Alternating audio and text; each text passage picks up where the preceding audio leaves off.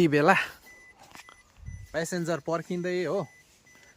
म चाहिँ यति बेला कहाँ छु भनेदेखिलाई चाहिँ यहाँनिर टुरिज्मको छेउमा 5 स्टार होटल बनिँदै गरेको है।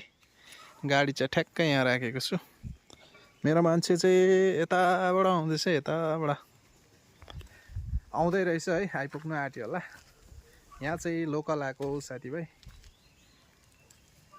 यहाँबाट चाहिँ गुम्पा जानुपर्ने छ हो। यो भ्यू चाहिँ तपाईँहरूलाई 5 स्टार होटल याङगाङ देखि माथि हो साथीभाइ, यता हो। आज चाहिँ बिहान गाडी यसो पखालेर आउँ भनेको हो। आज पनि त्यस्तो गाडी पखाल्ने टाइम पाएन हो, बिहानै हिँड्नु पर्यो। दिन चाहिँ आज राम्रै भइराखेको छ, पानी परेको छैन है साथीभाइ, है त।